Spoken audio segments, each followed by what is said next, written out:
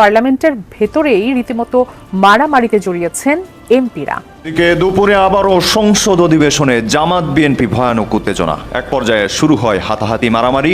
সংসদ বয়কট করলো জামাত এনসিপি নেতাকর্মীরা। শুরু হলো জামাত বিএনপি যুদ্ধ।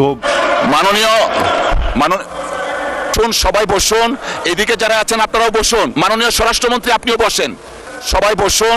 কারো কথাই শোনা যাচ্ছে না, আপনারা বসেন। দিকে আজকে সংসদে ধ্বংসলীলা তৈরি করে জামাত এবং বিএনপির সংঘর্ষে সংসদে স্বরাষ্ট্রমন্ত্রীর এক বক্তব্যকে কেন্দ্র করে একেবারে কিন্তু তোলপাড় হয়ে গেছে পুরো সংসদ।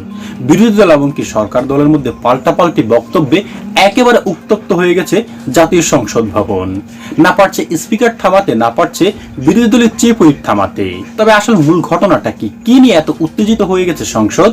হ্যাঁ সম্মানিত প্রিয় দর্শক, যেটার কিছুটা অংশবিশেষ আপনারা ভিডিও শুরুতেই দেখতে পেয়েছেন, এবার দেখবেন বিস্তারিত এবং আরো জানতে পারবেন দর্শক এই মূল ঝামেলাটা কি নিয়ে শুরু হয়েছে সংসদে। তার জন্য আপনাকে সম্পূর্ণ ভিডিওটি শেষ পর্যন্ত দেখতে হবে, তবেই কিন্তু পুরো বিষয়টি আপনি একেবারে ভালো করে বুঝতে পারবেন। দর্শক শুরু করবো তার আগে আপনার কাছে ছোট্ট করে একটি অনুরোধ, আপনি যদি আমাদের চ্যানেলে নতুন দর্শক হয়ে থাকেন আশা করি অবশ্যই চ্যানেলটি সাবস্ক্রাইব করে বেল আইকনটি আগে অন করে দিবেন। তাহলে চলুন সম্মানিত প্রিয় দর্শক, আগে আপনাকে মূল ভিডিওটি দেখিয়ে নিয়ে আসি, তারপর আরো বিস্তারিত আলোচনা করবো এই নিয়ে।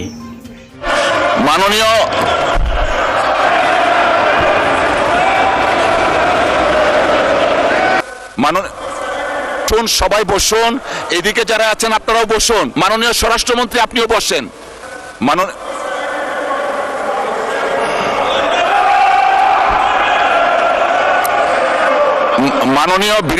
মাননীয় বিরোধী দলীয় উপনেতা আপনি দয়া করে বসুন, সবাই বসুন।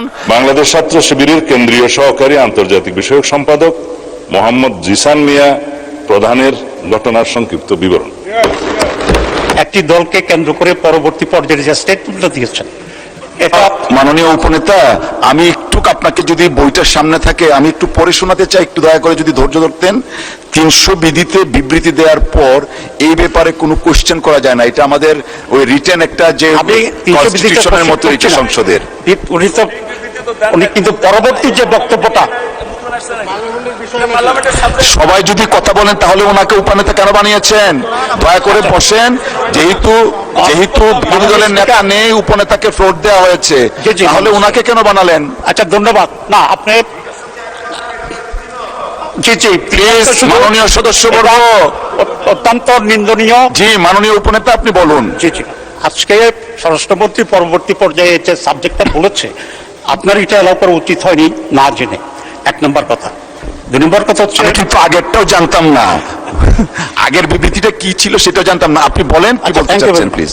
কিন্তু ভেরি আনফরচুনেট থিং হচ্ছে এই যে আমার জানা নাই স্বরাষ্ট্রমন্ত্রী পরবর্তী পর্যায়ে একটি আনডিসাইডেড ম্যাটারকে, বিতর্কিত বিষয়কে এখানে পার্লামেন্টে এরকম বক্তব্য রাখা কোন একটি দলকে করে, এটাই বোধহয় বাংলাদেশের পার্লামেন্টের ইতিহাসে এই প্রথম বলেই আমি মনে করি।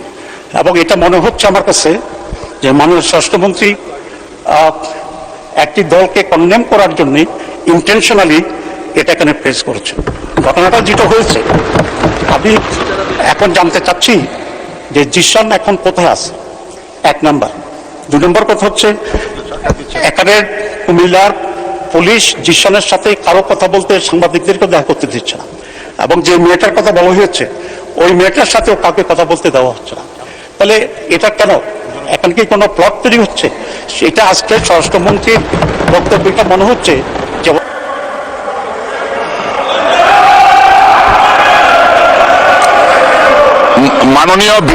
মাননীয় বিরোধী দলীয় উপনেতা আপনি দয়া করে বসুন, সবাই বসুন। এদিকে যারা আছেন আপনারাও বসুন, আপনারা বসুন বসুন বসুন। মাননীয় উপনেতা আমি কিছু বলতে চাচ্ছি, আমাকে বলার সুযোগ দেন। সবাই বসুন দয়া করে। মাননীয় উপনেতা আপনি বসুন, সবাইকে বসুন। Please take your seat everyone. বসেন বসেন। আচ্ছা ঠিক আছে, বসেন সবাই বসেন দয়া করে। সদস্য আপনি বসেন। জি মাননীয় স্বরাষ্ট্রমন্ত্রী আপনিও বসেন সকলেই। জি মাননীয় সদস্য আপনিও দয়া করে বসুন। মাননীয় সদস্যবৃন্দ, আসলে এটা আমাদের দেশের সর্বোচ্চ জায়গা এটা। আমরা সবাই দায়িত্বশীলতার পরিচয় দিব। আপনি যে কথাটা বললেন, অনেক কথা বলা হয়েছে স্বরাষ্ট্রমন্ত্রীর পক্ষ থেকে। কথা শুরু করলে আমরা অনেকে অনেক কথা বলতেই থাকি। আপনি যা বললেন সর্বশেষ এক্সপান্স করার জন্য আমরা পরীক্ষা নিরীক্ষা করে দেখব। যদি সংসদীয় রীতিনীতির বাইরে কিছু হয়ে থাকে সেটা পরবর্তীতে সিদ্ধান্ত নেওয়া হবে। মাননীয় স্বরাষ্ট্রমন্ত্রী, আপনি 300 বিধিতে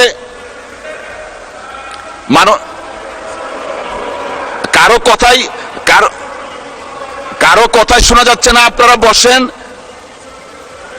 একটু পরে বসবেন, একটু পরে আপনি বসেন। 300 বিধিতে বক্তব্য দেওয়ার পর এই ব্যাপারে কোনো কোশ্চেন করা যায় না। আমাকে শেষ করতে দেন। যেহেতু বিরোধী দলের নেতা নেই, উপনেতা হিসাবে উনি দাঁড়িয়েছেন, প্রিভিলেজটা আমরা দিয়েছি। উনি যে বক্তব্য রেখেছেন সেটার প্রেক্ষিতে আমি রুলিং দিয়েছি যে যদি মাননীয় স্বরাষ্ট্রমন্ত্রীর কোনো বক্তব্যে অসংসদীয় কিছু থাকে পরীক্ষা নিরীক্ষার পর সিদ্ধান্ত দেওয়া হবে। সবাই বসেন, বসেন, মাননীয় মন্ত্রী বসেন, সকলেই বসেন।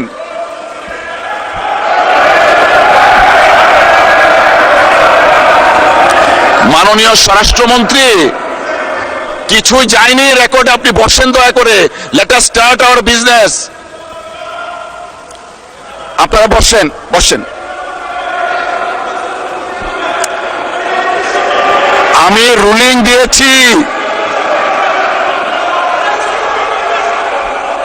আমি দেইনি, ওনাকে ফ্লোর দেইনি।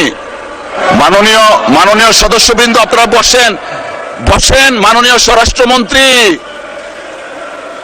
বসেন, আপনারা বসেন। মাননীয় স্বরাষ্ট্রমন্ত্রী, আপনার কোনো কথাই শুনতে পাচ্ছি না, আপনি বসেন।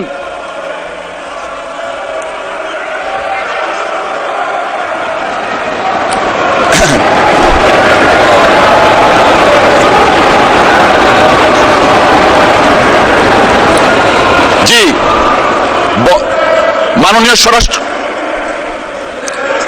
মাননীয় স্বরাষ্ট্রমন্ত্রী, আপনি বসেন, বসেন, বসেন, বসেন। ওনারাও বসবে, আপনিও বসেন, বসেন, বসেন। কিছুই রেকর্ডে কিছু নয়, আপনারা বসেন। Let us start our business. ওনাকে দেয়া হয়নি। মাননীয় বিরোধী দলের নেতা, উপনেতা, আপনি বসেন।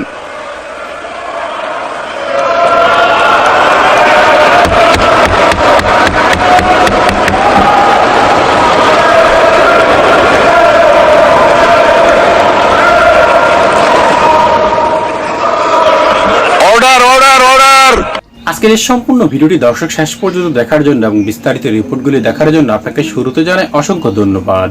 এবং যে রিপোর্টটি দেখেছেন এই রিপোর্ট সম্পর্কে দর্শক আপনার মূল্যবান মতামত কি সেটা অবশ্যই আমাদের কমেন্ট বক্সে জানিয়ে যাবেন।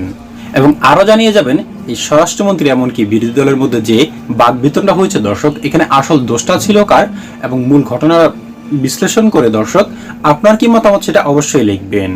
এবং অবশ্যই ভিডিওতে একটি লাইক দিয়ে এখনই আমাদের চ্যানেলটি সাবস্ক্রাইব করে রাখুন পরবর্তী আপডেটের জন্য, যাতে সবার আগে পরবর্তী নিউজগুলি আপনার কাছে পৌঁছায়।